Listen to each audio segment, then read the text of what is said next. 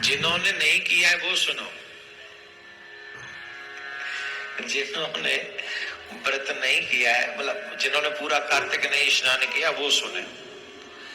अगर कार्तिक मास के लास्ट के 5 दिन, ये ध्यान रखें, इसको लिख लें आप, कार्तिक मास के लास्ट के 5 दिन अगर आप उन नियमों का पालन करें जो कार्तिक मास में पालन करने योग्य हैं, तो जो फल पूरा कार्तिक मास के स्नान का है वही फल कार्तिक मास के 5 दिन, जो आखिरी के 5 दिन है, उसका फल आपको मिल जाता है।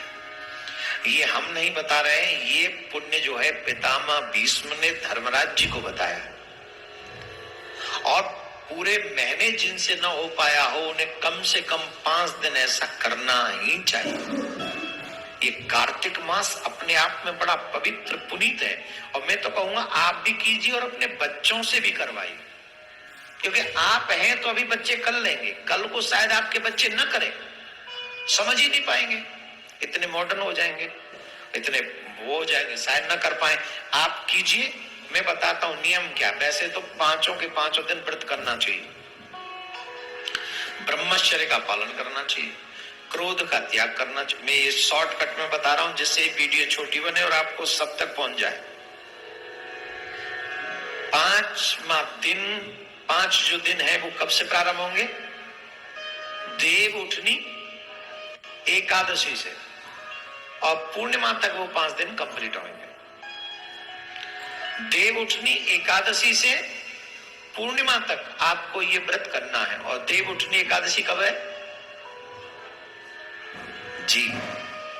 आपको उस दिन से ये व्रत करना प्रारंभ कर देना, देव उठनी एकादशी से, और पूर्णिमा तक ये व्रत आपको, पूर्णिमा तक ये कार्य आपको करना है। नियम क्या है? सुबह 4 से लेके 5 बजे तक स्नान कर लेना है। सुबह 5 में थोड़े कलयुग के लोग हैं इसलिए ले जा रहा हूं, नहीं तो 4 बजे तक स्नान हो जाना चाहिए। 4 से 5 तक स्नान आप कर लीजिए। हो सके तो 5 के 5 दिन व्रत रखें, अन्न नमक ग्रहण न करें। अगर लगे कि हमारे जीवन में कोई ऐसी समस्या है, रोग है, या हम इतना नहीं रह सकते, तो एक समय भोजन रह के भी कर सकते हैं। वो भी ना हो, दोनों समय भोजन कर ले, लेकिन शाकाहार करें। इन 5 दिनों में प्याज लहसुन भी इन्वॉल्व नहीं होनी चाहिए आपके घर में, ठीक है? ये भी नहीं, प्याज लहसुन नहीं इन्वॉल्व होनी चाहिए। 5 के 5 दिन अगर आप चाहो नहीं, चाहना ही चाहिए, एक ब्राह्मण को नित्य भोजन कराकर आप भोजन करें। गौ को चारा खिलाकर ही आप जो है भोजन ग्रहण करें। पक्षियों को कुछ खिला दे तो कुछ करें। उस दिन पूर्णिमा के दिन हम 5 ब्राह्मण बुलाकर अपने घर में भोजन जिमा सकते हैं। पर डे करने की बजाय हम एक दिन में ही कर सकते हैं। ब्रह्मचर्य का पालन अवश्य करें।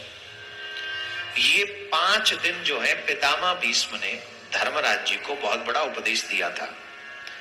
ये उपदेश 5 दिन तक चला था। ध्यान से सुनना, ये उपदेश पितामह भीष्म ने धर्मराज जी को दिया था, और धर्मराज जी को ये उपदेश 5 दिन चला था। और पितामह भीष्म आजीवन ब्रह्मचारी थे, ये आप सब जानते हैं।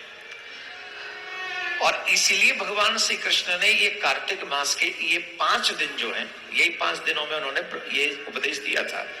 तो ये 5 दिन पितामह भीष्म को श्री कृष्ण ने अर्पण कर दिए और कहा कि आज से कार्तिक मास के आखिरी के 5 दिन जो भी व्रत करेगा, जो भी इन नियमों का पालन करेगा, जो फल पूरे कार्तिक के स्नान का मिलता है, वो फल उनको इन 5 दिनों में मिल जाएगा।